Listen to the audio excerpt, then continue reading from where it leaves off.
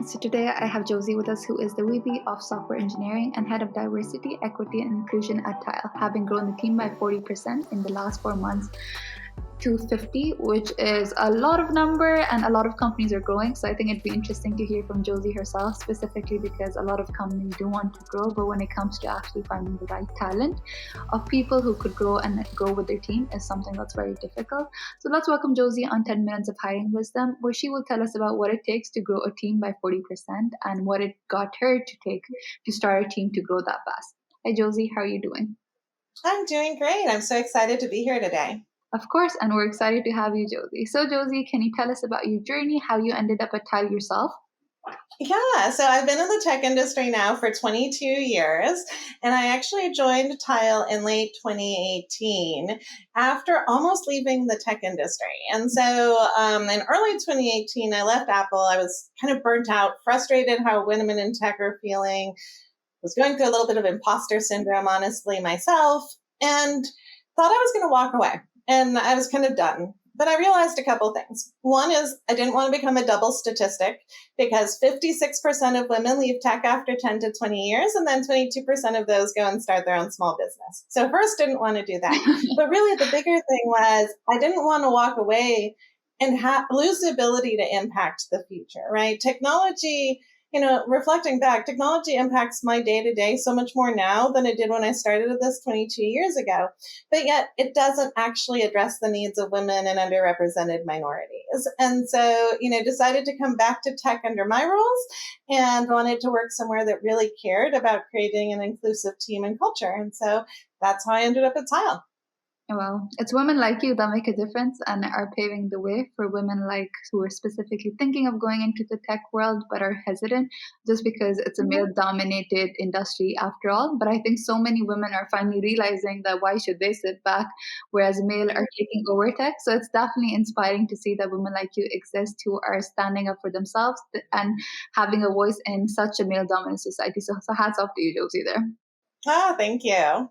So Josie, just curious as to what was so specific. Like I understand that Tile provided you with a voice, but what was something else about the company itself that you were like, okay, thinking about taking a step out of tech, you decided to join a company that specifically focuses on tech itself?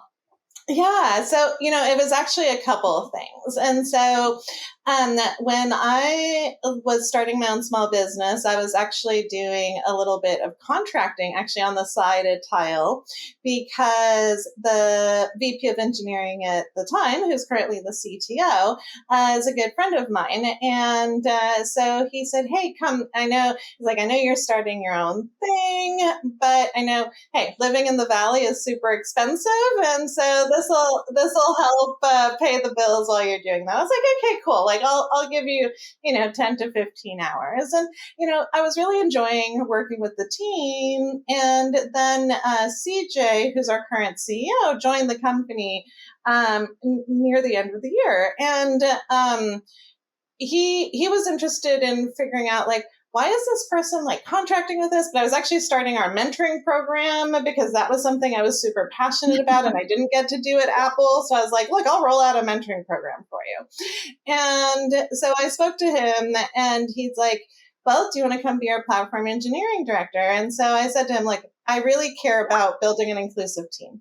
And so I think the technologies here is really interesting. Like I really learned that Bluetooth is a lot more complicated than I actually had any idea it was. I thought it was simple, much more complicated than I thought and very interesting from a technical challenge. But, I told him, I want to make sure inclusion is not lip service. And he said to me, I'm married, I have 2 daughters and 2 sisters, no brothers, no sons. And, I really told my wife I want to make Tile the best place for women to work in the Valley. And so I said, okay, cool. Then as long as, I can spend some time on DEI, I will definitely join. And so, yeah, that was mainly that conversation is what got me to join Tile.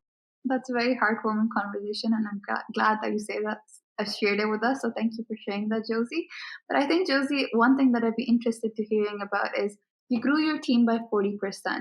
So at that time, hiring was different, correct? Because now everyone's hiring. A lot of companies are looking out for the best talent.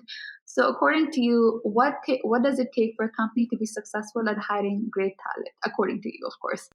Yeah. So first, get that process down, right? Like you do not want to be, ready to give somebody an offer and then have to wait 3 days because you don't actually have all your ducks in a row, right? Like people are moving through the market right now insanely fast because there's a lot of jobs out there. And so you have to optimize your process. Some of the other things that I think have been working well is really putting yourself out there, right? Like you can't just expect that people are going to show up at your front door saying, I want jobs, right? And so there's a very active, outreach part of this, thankfully have a team of sourcers who are help, but also, partnering with communities. Like for me, hiring more underrepresented minorities and women is very important. So, are there communities you can partner with and help and get, diversifying those pipelines, right? The other one is don't lose people because of bias, right? And so this really goes back to those underrepresented minorities, but really it impacts everybody.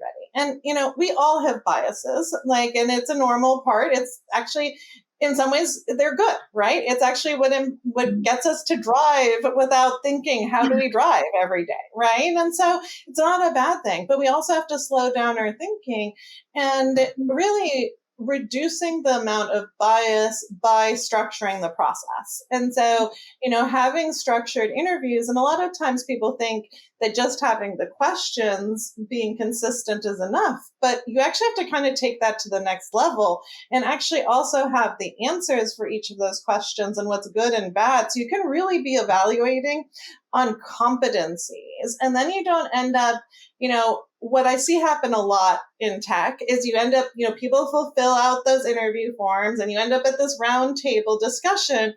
And then you end up having conversations like, oh, well, they were a little shy or they weren't assertive enough.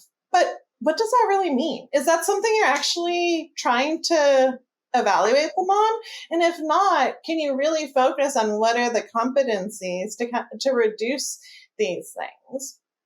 And really, I think the other big one has been, this has to be a focus, right? Like this is something you have to invest time in as a hiring manager, right? Like you have to be putting in like an hour to 2 hours of your own personal time. You can't just be like, recruiters, find me people. Like that's not the world we live in. And guess what? If you as a hiring manager send a personalized message to somebody, they're much more likely to respond than if they get a random outreach from a recruiter. No. I think you have it all figured out. I think it's funny just because bigger companies like Microsoft, AWS, we would expect them to have their hiring processes figured out, but it's usually those companies that make candidates go through 6 to 7 rounds of interviews. And by the time there's another offer, they have an offer out to the candidate. The candidate might not even be in the market anymore just because a smaller company who has their process figured out gave them an offer, understood that they provided value to the company. And that's what wins at the end of the day, because you need to value an employee as an individual contributor to your company that would make them successful. So Josie, I think any board would be lucky to work under a wonderful leader like you, just because you understand what it takes to be human and how to evaluate human on competencies rather than just skills that might not even be required by the job itself. So thank you for sharing that. Absolutely. And yes, for me, really empathy is the framework for leadership to actually thrive. And it's how you retain talent too, right? It's because, retention's a huge issue as well at this point. It's not just getting people in the door, it's then making sure they don't leave in the first 6 months. No, for sure. I think that's when the culture comes in, the values come in, just because money, okay, yeah, 200K, wow, what a salary. But then eventually you're just like, okay, I'm not happy in this place. I don't like the people that I work with. I don't like the culture, what this company stands for. And then they're like, okay, I think I'm just going to leave. So I think the people that you work with, the impact that you're making, and the values that are being instilled in you are something so important. And I can definitely see you're very passionate about your company, what you stand for, which is diversity and inclusion and helping minorities as well as women. So hats off to you once again. I admire you and the approach that you're taking. So thank you so much. Last question, Josie. I promise. Last question. So, Josie, you did mention initially that your company is currently being acquired and you're hiring as at a pause, but would love to hear about who is it being acquired with, if it's okay to share, and what kind of position would there be open soon for people out there who are listening? Yeah, so we were recently acquired by Life 360, and so it's an exciting partnership because it's really combining two companies, really focused on ensuring safety and helping people. So there's a great alignment from what the companies are trying to achieve, and so I actually the one role that is currently open on my team right now is we are looking for some full stack developers to work on our e-commerce initiative. So we're actually doing a complete re-platform project there. So we're building our new website from scratch on using BigCommerce as a framework. So hiring for that team, and then we will definitely be opening up hiring again in a few weeks here, and that'll include mobile engineers, back-end engineers, QA. So there's data. So there's definitely lots of roles coming too. Okay, well, Josie, our time is up. Thank you so much for coming on the show. I can't tell how much I admire you, specifically because I can tell that you don't just say what you're saying on the podcast, but you actually do it and implement it in your day-to-day life. Because I think there's so many people who are out there just for themselves, but it's people like you who are living out there for other people and making sure that they get a chance in companies like Tile, for instance. Thank you so much. It was an absolute pleasure, and I hope you continue to make a difference in this world. Oh, well, thank you. Definitely. I'm really excited to have gotten the chance to chat with you today.